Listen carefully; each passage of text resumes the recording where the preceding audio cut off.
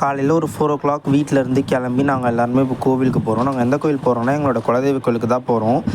Breakfast வந்து நாங்கள் காலையில் காரில் வரும்போது ஒரு இடத்துல நிறுத்தி சாப்பிட்டுட்டோம். இந்த ஊர் எப்படின்னா, ரொம்பவே ஒரு ரூரலான ஒரு ஏரியான்னு சொல்லலாம் இது. ஏன்னா இந்த ஏரியா வந்து ரொம்பவே ஒரு உள்ள ஒரு குக்கிராமம் மாதிரி தான் இந்த ஊரே. அண்ட் இந்த ஊரில் நீங்கள் பார்த்தாலே தெரியும், ஃபுல்லாக விவசாயம் தான். நாங்கள் ஒரு வழியாக கோவில்கிட்ட வந்து ரீச் ஆகிட்டோம். இந்த கோவிலுக்குள்ளே வந்து வண்டி போகாது. ஏன்னா இங்கே வந்து தண்ணி நிற்கும் அந்த கோவிலுக்கு முன்னாடி. நம்ம நடந்து போகிற மாதிரி தான் இருக்கும் கார் இங்கே விட்டுட்டு. ஒரு 1 கிலோமீட்ரு. நாங்கள் எப்படியோ ஒரு வழியாக நடந்து கோவில்கிட்ட வந்துட்டோம். காலையில் நாங்கள் கோவில் ரீச் பண்ணும்போது 10:00. பட் ஆனால் செம வெயில் 10:00லாம் தாங்கவே முடியல. ரொம்ப ஹீட்டாக இருந்தது.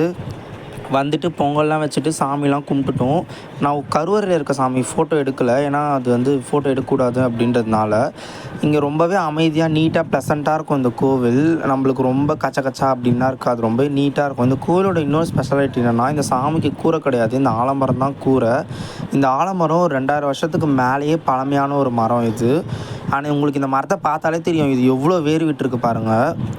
ரொம்பவே சூப்பராக இருக்கும். இந்த இடத்துக்கே நிழல் தர்றது இந்த ஆலமரம் மட்டும்தான். அங்கேயே பிரசாதமும் நாங்கள் சாப்பிட்டுட்டு ஒரு 3:00 போல் நாங்கள் கிளம்பிட்டோம் கோவில்லேருந்து. உங்களுக்கு பார்த்தாலே தெரியுங்க எவ்வளோ பாருங்கள் தண்ணின்னு.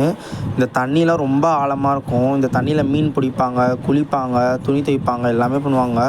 பட் ஆனால் இப்போ வெயில்ன்றதுனால யாருமே அதெல்லாம் பண்ணுறது பார்க்க முடியல. ஒரு ஈவினிங் டைம் போல் இந்த ஏரிக்கிட்ட கூட்டமாக இருக்கும். நாங்கள் எப்படியோ வீட்டுக்கு கிளம்பி வந்துட்டோம்.